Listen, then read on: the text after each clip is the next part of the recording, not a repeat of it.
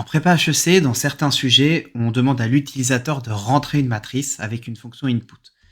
On a la matrice, mais on ne sait pas combien il y a de lignes, combien il y a de colonnes, et on veut lancer une boucle for. Donc il faut qu'on ait une fonction pour déterminer le nombre de lignes et le nombre de colonnes. C'est là qu'intervient la fonction np.shape, qui n'a rien à voir avec Thibaut InShape. Bref, donc ça renvoie une matrice avec une ligne et deux colonnes, donc deux coefficients. Le premier coefficient, c'est le nombre de lignes, et le deuxième coefficient, c'est le nombre de colonnes.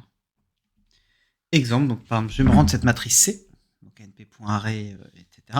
Donc j'ai une matrice qui a 3 lignes et 4 colonnes. Quand je fais d égale np.shape, ça me donne une matrice qui a en premier coefficient 3, le nombre de lignes ici, 4, le nombre de colonnes ici. Et on peut également attribuer ces valeurs à des variables. Donc c'est pas d'avoir le nombre total de coefficients en les multipliant d'ailleurs aussi. Par exemple, si je fais a,b égale np.shape, ça va donner quoi? Ça veut dire que le A, en fait, nous on avait comme matrice ça, 3, 4. Enfin, un vecteur plutôt. Le A, il va prendre 3 et le B va prendre 4. Et donc c'est pour ça que quand je fais print A, ça fait print B, ça fait 4.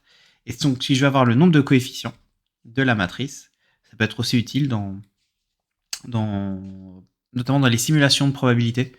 On va avoir le nombre total. Je dis, ben voilà, on fait A fois B et on obtient le nombre de coefficients. Donc ça, c'était la fonction np.shape. Donc avec les matrices, on va aussi pouvoir calculer le minimum, le maximum, la moyenne, la variance, l'écart type. Tout ça, ça va être dans la prochaine vidéo, celle qui va paraître demain. Donc pour pas la manquer, abonne-toi. Si tu as aimé cette vidéo, mets un like, mets un commentaire, ça fait toujours plaisir.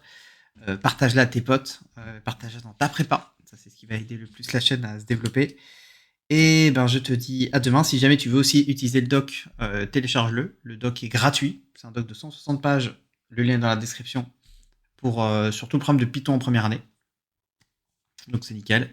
Et moi, je te dis à demain pour la prochaine vidéo. Et en attendant, stay in shape. Ou je devrais dire plutôt np.shape. np.shape. Humour Python. Hé hé, j'arrive même pas à faire d'ailleurs parce que je me gourre dans ma blague. C'est très bien. Allez, ciao!